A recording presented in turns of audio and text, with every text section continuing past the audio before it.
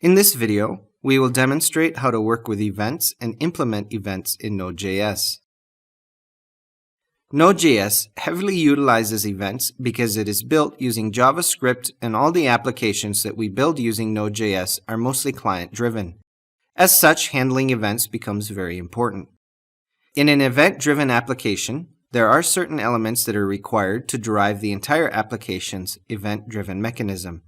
One such element is the event emitter. This element is responsible for emitting and creating the events. Those events will be queued in the event loop and passed on to the event handler for execution one at a time. Now we will create a project that will handle the events using the event emitter and process them using the event handler. We will access the View tab from the left navigation pane of Visual Studio Code and select Output. Then we will access the terminal, move into the root directory, and execute the command mkdir eventest. Then we will execute cd eventest to access the newly created directory. We have to now initialize this folder or project as a Node.js project, so we will execute the command npm init. We will use all the default values for the package name, version, description, test, author, and others. We will execute dir to explore the files within this project. This project now contains a file package.json, which we can use to manage dependencies. The next task is to load the project folder into the IDEs so we can interact, create files, and configure the codes. We will access the File tab from the top navigation pane and click Open Folder. Locate the folder eventest and click Select Folder. The folder is now loaded, and we can observe that the folder currently contains just one file, package.json. Now we can begin building a program that is responsible for managing the events. In case the terminal isn't visible, access the View tab from the top navigation pane and select Output. We can now access the terminal. We have to ensure that we are accessing the folder that we just loaded onto this IDE. Now click the New File icon and name the new file as events.js. We will now import certain modules onto this file, so we will specify import. Instead of import, we will specify var, followed by the events equal to require, and pass the module events. Then we have to create an emitter, or an object of our choice, so we will add var emit events equal to new, and we will take events. We are provided with a function called event emitter, so we will select this function, and this function will be responsible for creating the event emitter.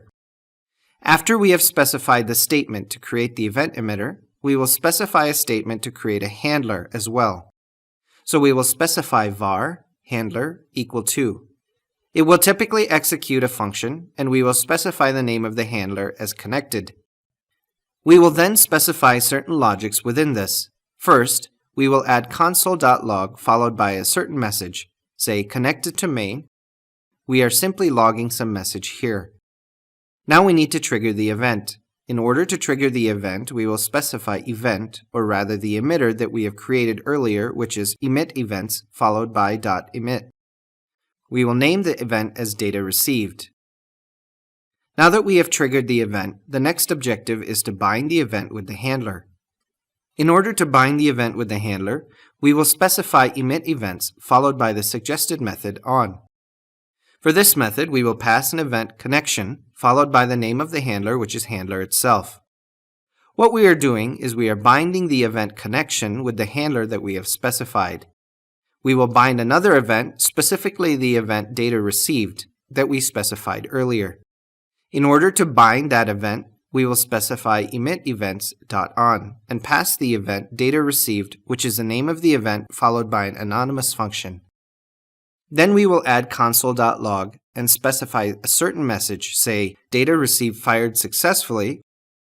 We have to always ensure that the function body is open and closed properly using appropriate braces. Let's add a closing brace and a semicolon to close this because it is an anonymous function. Finally, we will trigger the event that we specified earlier, which is connection. In order to trigger the event, we will specify emit events.emit. and pass the event that we want to trigger. We want to trigger connection. Then we will print a certain message to terminate the loop, so we will add console.log and specify message and reached. In this particular program, event.js, we have imported events, we have created an event emitter, we have created a handler, and after creating the handler, we are binding the events with the handler. We are binding two different events. The first event, connection, is bound with the handler that we have declared, and the second event, data received, is bound with an anonymous function rather than declaring the handler explicitly. Ensure that the file is saved.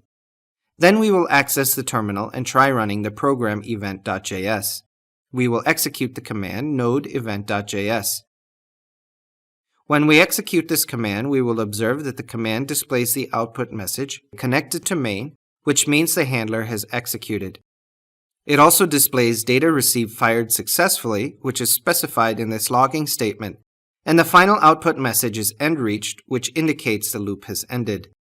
This is how we will work with event emitter or event handler to trigger and bind events with the event functionalities.